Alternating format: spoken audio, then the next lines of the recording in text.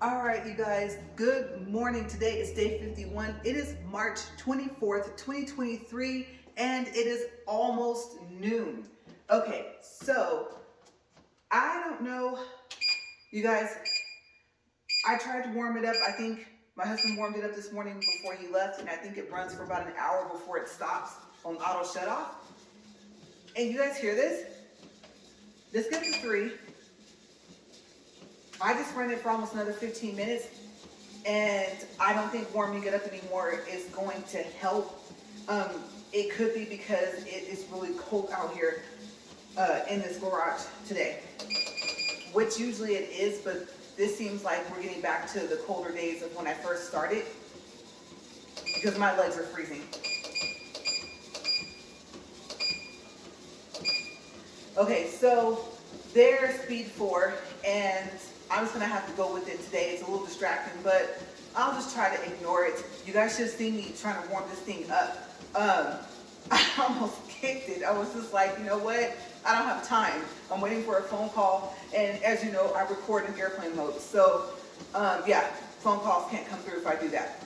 All right, so since we're going off of our first times of doing things, you know, if you guys want to share some stories down below, just of course keep them clean. Like I said, I'm trying to keep my channel as clean as possible.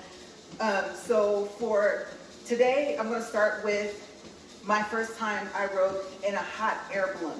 Now I figured, you know, we've been talking about flights and different things like that, so I thought about it and I kind of laughed a little bit today, and I thought, you know, that would be a good story to start off with. Okay, so it just so happens that I decided to go up in a hot air balloon literally the day my husband had to leave to go out of town for work. And so he was hearing about the fact that I was up there before I ever even told him that day. And I remember he called me or texted me later, and he was just like, you went up in a hot air balloon, and I wasn't there to see that, because I think it happens for 2 days. So there's like an event in town, and the hot air balloons are a part of it. So, okay, let me set up the whole story. I normally wouldn't have done that. You guys know I'm afraid of heights. And usually someone else gets picked. Okay, this is, I won't say a completely sponsored event that we have every year, but there are sponsors. And so my husband gets to choose a person that goes up. And then what they do is they touch down and go back up for a second ride. So sometimes that person will get to ride twice. Sometimes they don't want to. They trade places with someone else. All right, so I had a friend that we chose to go up. And she's like, LaRae, do you want to come up with me? And I was saying, you know, I don't know. I'm really afraid of heights. And she goes, oh, it'll be okay. I'll be there. And, you know, the thing about a hot air balloon is that you really kind of don't have any control. If the wind gets crazy, I mean, you kind of SOL a little bit, right? No brakes, no nothing. I mean, you just have the hot air to control it. So I can't remember if it was the first time the pilot went up or the second time. All I remember is that, now I think about it, let me think. No, it was the first ride. Okay, so I think what happens is I stayed for the whole ride. All right, so we get up there in the air. And the pilot already told us on the ground, he said, you know what? See how high up those other balloons are? He said the winds are kind of high today. And so we're not gonna go up that high. You know, we'll stay lower. And I was thinking, good, because I can't believe I'm about to get into this balloon. And well, not the balloon, but I learned later that the basket is called a gondola. And I thought, oh, I just thought that they called those little boats that, you know, you ride in Venice, gondolas, and apparently hot air balloons are called the same thing, the basket. So we're going up, and it was weird because it didn't feel like we were moving. It actually felt like we had never left the ground. And so we got up to about as high as he wanted to get, and me and my friend are talking and laughing, and you guys, I miss hanging out with her. She's so like bubbly and full of energy. She's ecstatic, you guys. Just enjoying like being up there. We're talking, we're laughing. There's about 6 of us in the balloon, I think including the pilot. So we're taking pictures, videos, selfies. I'm so happy none of us dropped our cell phones. And because try to get that view. Of course, now you're facing like the edge of the gondola, right? So we're floating along and everything like that, and I thought, I cannot believe that you can't even tell that you're up in the air, because she asked me, she said, "LaRae, are you okay?" And I was like, yeah, I'm good. It doesn't even feel like we're up here. That's weird. It doesn't even feel like, we're moving. It is the strangest thing. If you've never rode in a hot air balloon, I don't know how to explain it, but to me, I mean, it's just, I can't explain it. All I know is that you can't tell. You actually cannot tell. So the winds must not have been up that high, which was a good thing. Where we were, up higher it was. Because you could see how fast the balloons were going. He goes, "Oh, no, we're not going to get up there. That's not safe." So we're floating along, and you guys, I love the little town I live in, because next thing I know, we come up to some neighborhoods. And all of a sudden, while we're talking, laughing to each other, talking to the pilot and stuff like that, we start hearing, "Good morning, good morning, hi, good morning." And we look down in that direction, and we literally were just low enough to where we could actually talk to the people on the ground. Okay, so we were yelling, good morning back, waving hi and stuff like that. And now my friend's she is like overwhelmed with happiness, right? I love it. I love seeing when people are happy. And, big smiles on our faces, more pictures and stuff like that. They're waving to us, we're waving to them. And you guys, we could even see like what they were wearing. When I say what they're wearing, I'm saying in detail. So one person had on like a light yellow sweater, because that day was kind of chilly, and some blue jeans. And I can't remember what the other people were wearing. I was just like, we're actually low enough to talk to people on the ground, which is crazy, but we're this high up in the air. And so we're still floating along, and everything's great. Okay, so the behind the scenes. The whole behind the scenes thing is that there are groups of vehicles that follow these balloons. Because like the pilot said, they're meant to fly. They don't like staying landed for too long, okay? That's what they're meant for. So he was explaining to us that the crews had to follow us for when we would land, to hold the basket down. Okay, so we're like, oh, okay. And he says, yeah, but that'll be just a little bit later and stuff like that. And then I think he did say he was going to go up twice. And so I was like, this is so cool. And I can't believe that I chose to do this, knowing that my husband was going to end up being out of town. I'm pretty sure this is something that he would have wanted to take pictures of. He would have wanted to film it. He probably would have been in the vehicle that goes to chase the balloon for when it lands. I really hate that I decided to do that, because all the other times that we've had it, he's been here. Because at the time, the company that was a sponsor was a customer of the company that he works for, and now he works for that company. So yeah, I talk about the timing, right? So we're flying along and stuff like that. We're looking at all, just the scenery, looking around. I'm still could not tell that I was up there. Didn't feel like I was up there moving or anything. And I thought, this is really, really, really cool. And then you could look down and you could see the trucks and the cars. And they're flying, you guys, trying to keep up with us, right? Because they have to take the road, stop signs, all this stuff. All that has to be taken into account. What path are they going to take to follow the balloon? So it finally got time for us to land. And this is the only part, like I said, I can't remember. I can't remember if we went up a second time. Okay, so there's a possibility if he did. I don't know why. I'm remembering leaving from the original site area of where all the balloons take off at.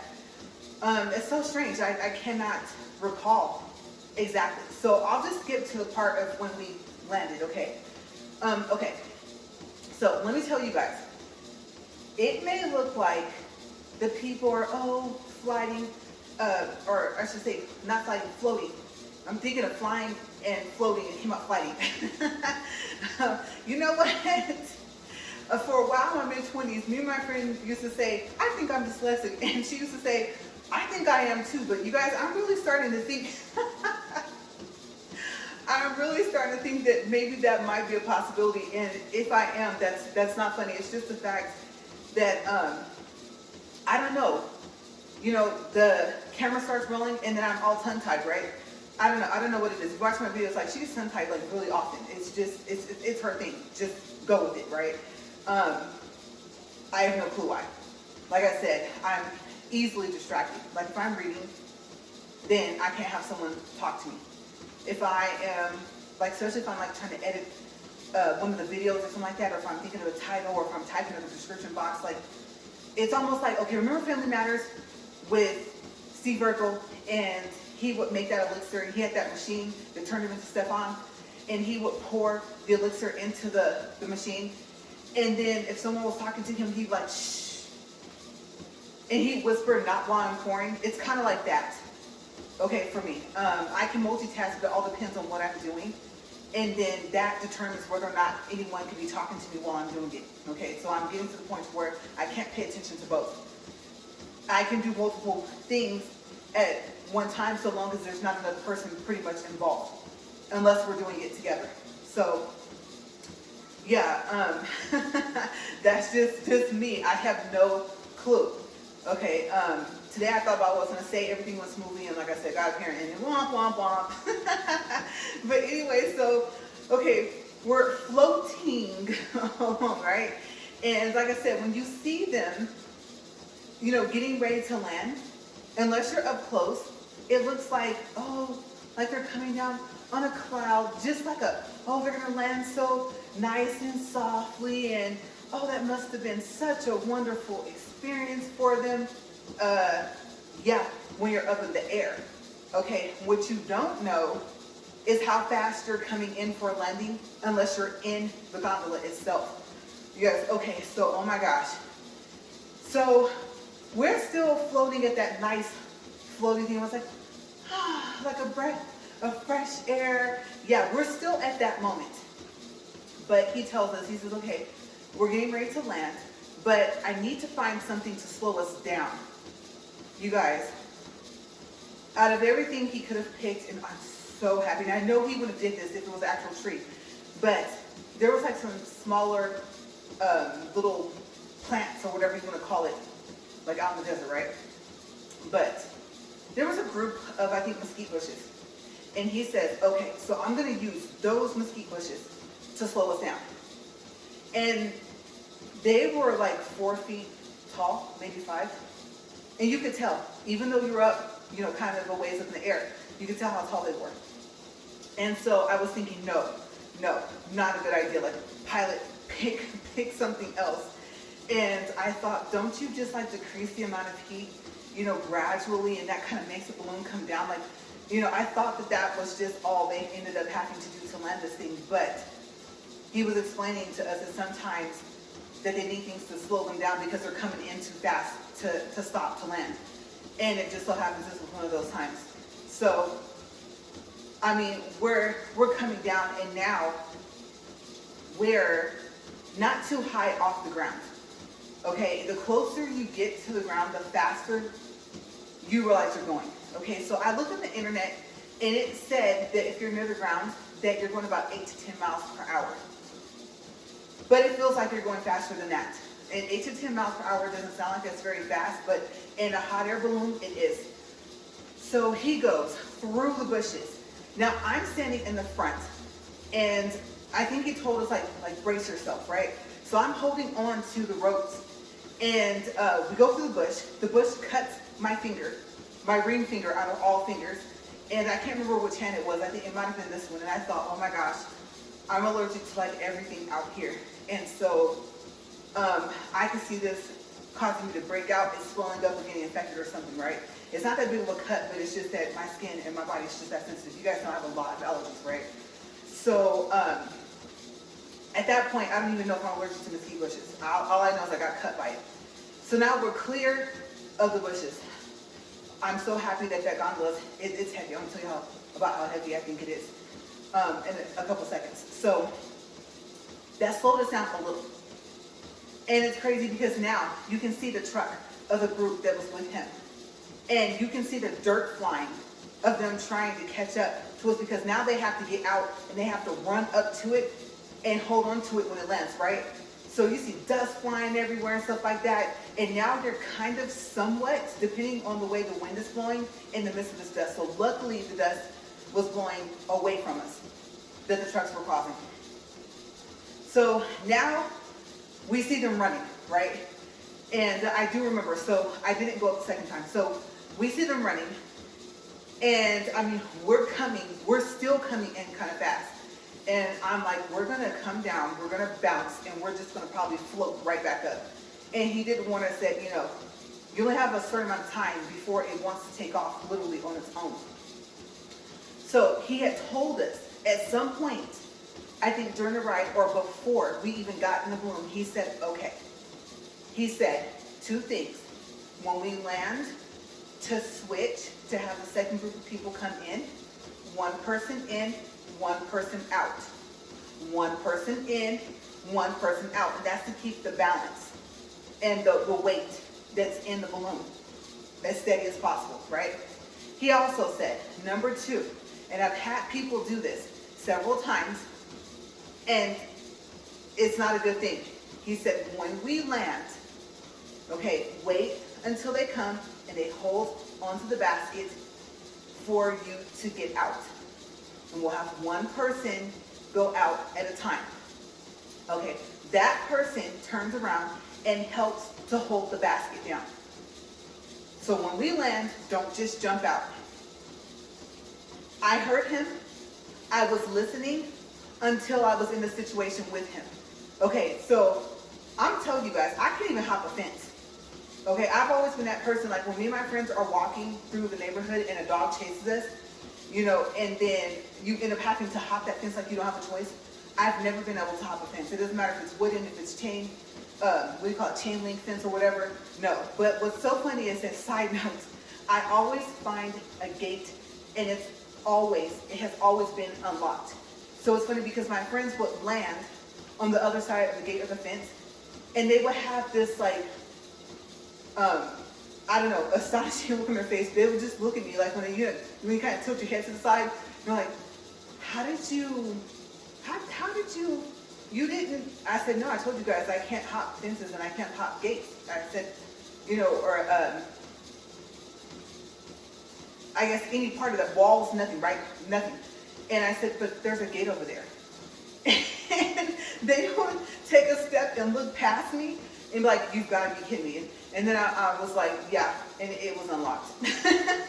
So they really just were like, wow, I'm over here joking, we didn't even have to like fly over. I mean, because we're not talking about like no 4-foot fence, whether like I said, it's chain link or wooden. I think I had said gate, but I meant fence, depending on whatever I said it was made out of, right? This one was, I'm trying to think. One time it was chain link, one time it was wooden, in the same neighborhood. But like I said, they both had gates. Okay, so if I mixed up the two, I meant to only refer to fences in the beginning. So, yeah, I was like, yeah, it's right there. And this one, actually, the gate was close to where they had landed. And so they realized that they could have just walked through with me or ran through with me. So it was funny, but yes. I don't know. I have ran track, and I've never done a long jump, high jump, none of that, pole vault, none of that. But today, that day, yeah, no. I don't even think that the balloon hadn't even like got to the ground yet and touched it. And I was so scared at how fast we were getting ready to land, because he told us there might be a little bounce when it landed. Then I was literally about to jump out before we even touched the ground. I did not care, you guys. I was like, I'm going to stick that landing like I'm in the Olympics. Like, they just don't even know, right? And so I think I told him I was going to jump out. And he was like, if you do, I'm going to be so mad at you. And he says, no, I don't even know if he had a chance to say, no, don't, right? And I thought, what if you're still a little higher than you think? That's not a good idea. So I waited. I did. I held on, And that might have been another time he said, brace yourselves, and it landed. The people were holding on. And so my friend looked at me, and we were laughing, and she was like, are you going to go up the second time? And I said, no. I said, you know what I want to do? I want to ride in a truck with the guys, and I want to chase the balloon and help, hold on to it when it lands. I think I want to try that part. She says, okay. So I can't remember if she went back up. I think she stayed in to go back up. And I said, okay, I'll see you when you guys land again. So I went and got into the truck. They had taken off again already. And I'm thinking, I really hope they know these streets. I don't know how often, they come here. I haven't really seen this pilot before. And so I don't think I've seen his group, his crew members before. And so I really, really hope that they know the roads, because sometimes they don't live in the same city. They don't live here. So we're flying, you guys, down the road. And I want to say that this was during school time. So for some reason, I remember the kids still being in class, in session, I think. I could be wrong. And maybe not, because I remember some kids. So if it was on a Saturday, obviously they weren't in school. But I remember seeing some kids, maybe they were smaller. And I'm thinking, kids, you might want to move. And they're, the driver's talking to me and everything, and telling me, the whole thing about like driving along, and that they do have to be aware of the roads, somewhat, obviously. And so I don't know if they like drive out before and kind of scope the area, so that they can see where they can turn and where they can go. And if there is a dirt road that actually is a road that they can go down, stuff like that. So I think they kind of look around first. So we're talking about all of that in the truck. Okay, so we're 20 minutes, 46 seconds. So we pull up to where they're about to land. Now, since I was in there, I know how fast they're coming in now, right? And they tell me, they say, okay, are you ready? I'm like, yes, I'm ready. Okay, so again, they go across here. Now they're on dirt, right? Because it's not going to land on the street. So they're on the dirt flying everywhere. And I'm thinking about my allergies. I'm like, oh my gosh, like, why did I pick to do this? I wasn't thinking about the fact that now I'll be down in the dirt and all that stuff that the truck had kicked up from the tires, right? And so we're going. And then there was one part, I do remember there was one part, I was like, wait. You can't go on that part. I was like, go around it or something. And they're like, okay. So they went around it. So then finally, they came to like a screeching halt, you guys. I think that's the closest, that's the fastest I've seen somebody throw a vehicle into park and hop out of the vehicle and just take off. Okay, obviously I have my seatbelt on. I don't even know if they have their seatbelt on. All I know is, like I said, truck comes to a screeching halt, and I look, and they're already closing the door of the truck. And I'm like, oh my gosh, so I clip off my seatbelt, I hop off the truck, and now I'm running behind them. And I mean, they were like really far ahead of me. And so I still made it right when the balloon landed. And you just grab right onto it and pull it down with all your strength you have to hold it down. And that's when I was like, oh wow, you have to be kind of, fit to do this. I said, whew, my track and cross country days are long gone. But it was a workout. It was. And that's just the beginning. Okay, so now, like I said, everyone's getting out. They're turning around. They're holding on to the basket to make sure that now, the pilot can get out. So I think he gets out last, right? Because he has to do some other stuff with the heat and all that other stuff. And so then, of course, and it's really cool. It's kind of pretty, kind of poetic to see the balloon. I don't want to even say like deflates, but you know what I mean? Like it starts to come down, and then it falls down on the ground. And it's pretty thick material, which I'm sure you guys know. And so you have to take the balloon and you have to lay it out straight, because it has to be rolled up a certain way. And so we learned all of that. The pilot says, I'm going to teach you how to do all of it. Okay, you guys got to see the beginning part where the balloon is laid out, where we do the hot air. You get to stand inside, like on the balloon, it actually expands out when it's still on the ground in the beginning. Like you can go and stand inside of it, just of of course, watch out for like the heat thing that's in there. And then you're standing in like this big huge balloon, like that's really cool. So that was the beginning, that's what we did before. He goes, but now I'm going to show you guys the reverse, obviously, because now you have to pack it up. So we said, okay. So he's explaining what to do. Okay, take this rope, tie this here, take this, tie this here, yeah, tie it like this. I said, wow, you must learn like a lot of different knots, like sailor knots, all that stuff like that. He's like, yeah, you do. And so he's going around showing us stuff, and different crew members are showing us things and what to do next. You know, they do this, I won't say all the time, but whenever there's a hotter event. So we do that, and then we go and start rolling up the balloon. And I thought about it. Now, remember, my fingers cut, right? So I think it may have started bleeding. So I was like, I got cut when we went through the ski bushes, so I think we were working on that while they were finishing rolling it up. And then after that, you guys, you have to carry the gondola and get it back into the truck. And let me tell you, that thing is heavy. It is super, super heavy.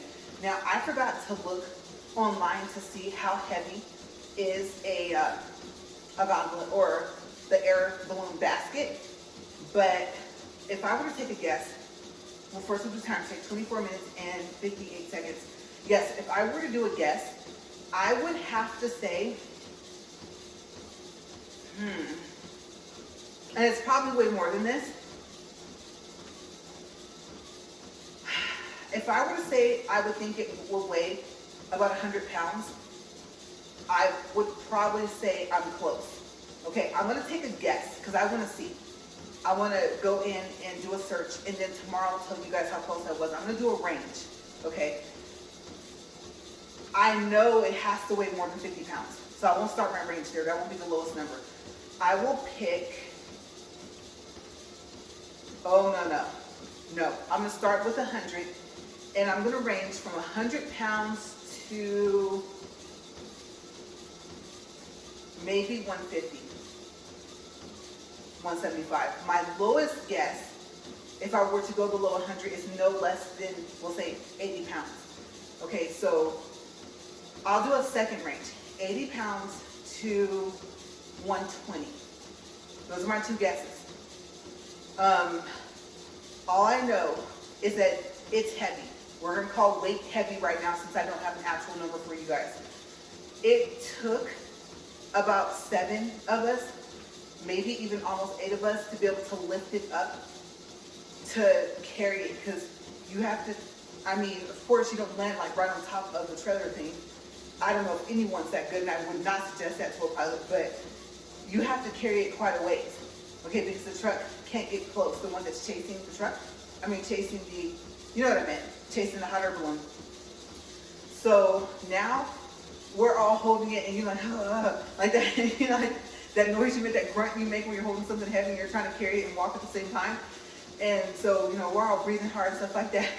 Because like I said, by this time we've already rolled up the balloon itself. And we get it over.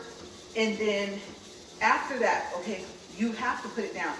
It's so heavy, you can't carry it all the way over and put it on top of whatever you're gonna put it in the back of the trailer, back of the truck. However you're gonna do it, you have to set it down once you get to where you want it. And then you have to lift it back up to set it on top of whatever it needs to be on when they pack it up. So yeah, I thought picking it up the first time and carrying it all that way across the field, I thought that was hard, but after all the strength you've used and energy you've used, having to pick it up after that again a second time, I don't know. I don't know how, you know, I don't think that's something that you would like really get used to. And I was thinking back to high school, and I was like, remember when you wanted to be able to bench press 100 pounds? You probably should have got to that point. Okay, so you have to be pretty strong, even though you have help to lift it up both times. And so me and my friend just like, this is so cool. Like, we're learning the whole process. This is great. And we even got to ride in the balloon and stuff like that. I apologize to the pilot again for wanting to jump out. Because I'm telling y'all, I feel like I'm gonna take my chances. We about a foot, 2 feet. That's what I gauged off the ground. Like I said, as long as I land with both my feet like that and my knees slightly bent, I should be okay. And I think by the time I landed, I would have regretted that. But I thought anything would be better than the landing that we're about to experience, especially if it bounces. And if it bounces enough, then it probably was have started to lift. So it landed just right, but I don't know. I don't know if I would do that again, but I really enjoyed it. So yeah.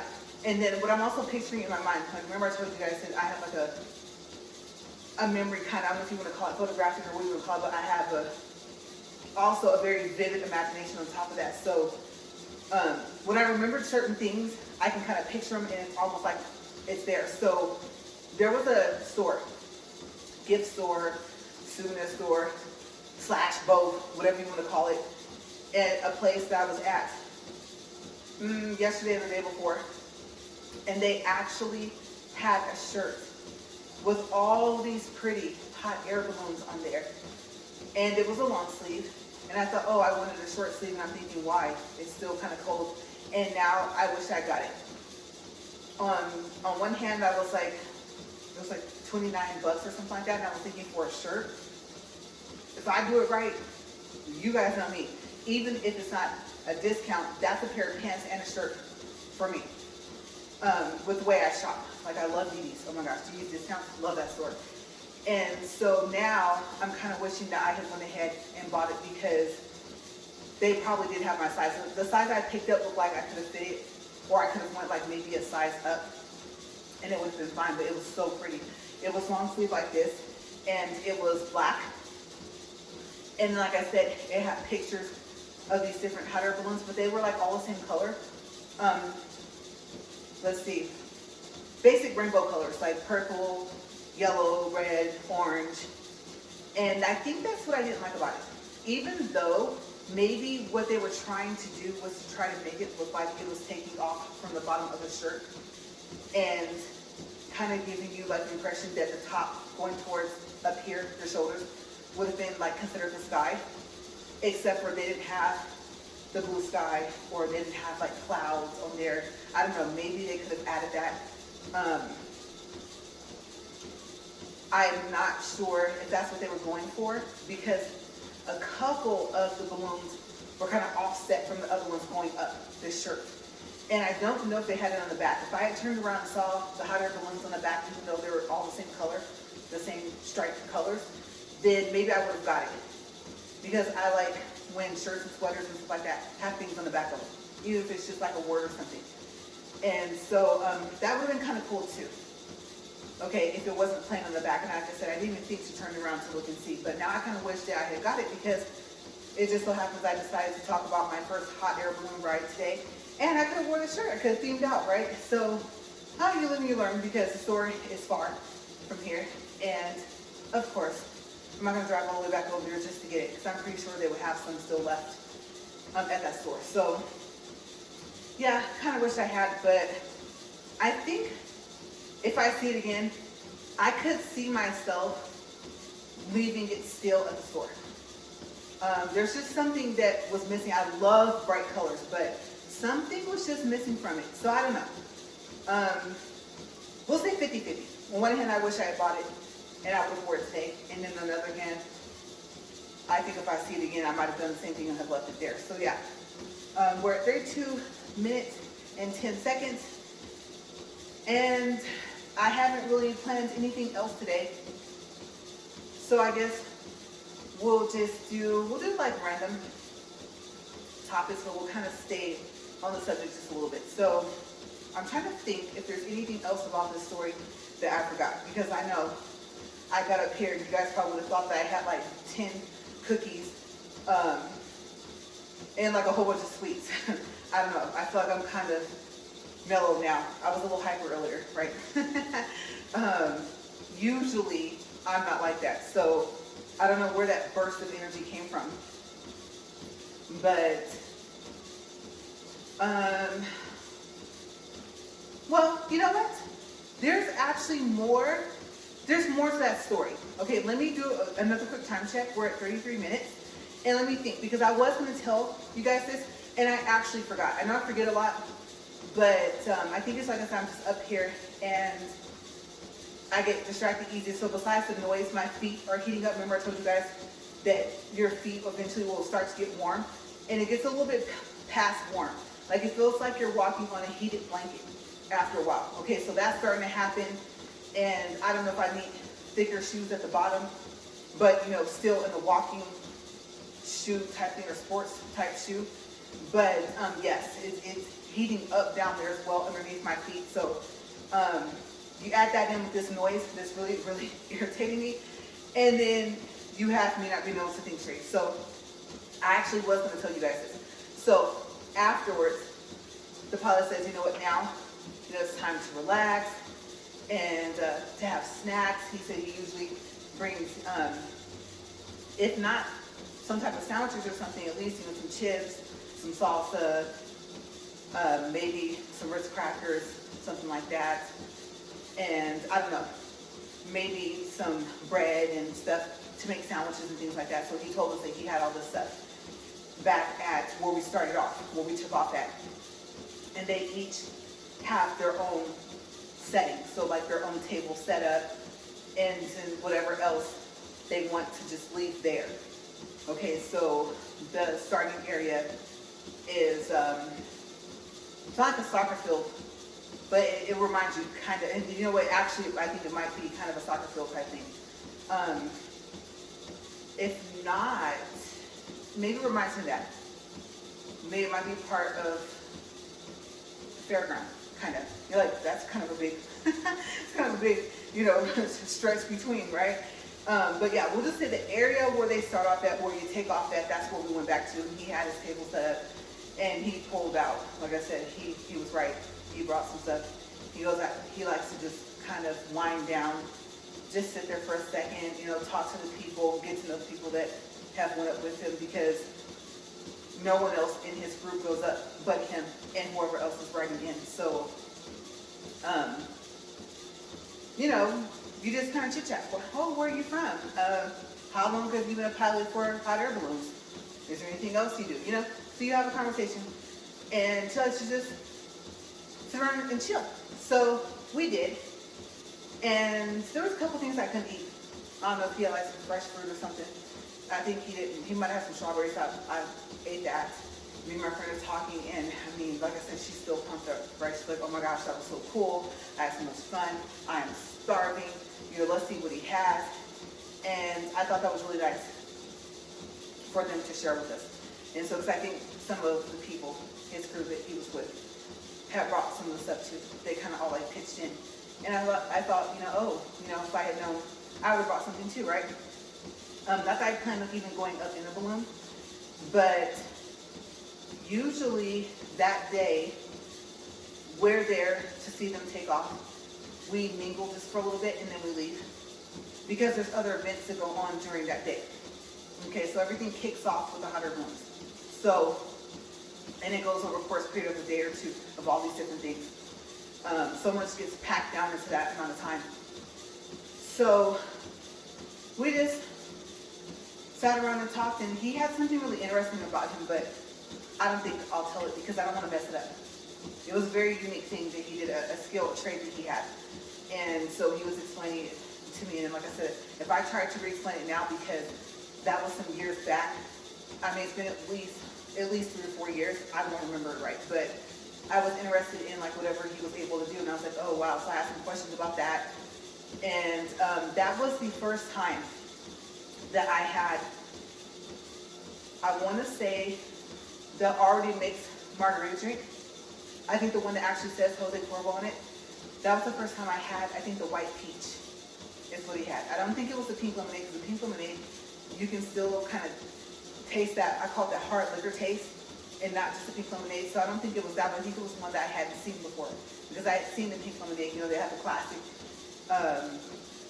They have the watermelon. I can't remember who showed me that one. And then they have, all these different flavors. The strawberry. I think it might even be like strawberry limeade, I think. But this one was something I hadn't seen. And so I asked him, like, where'd you get it from? I think he said you can get it from like Walmart. It's like, oh, I've never even seen it on that aisle.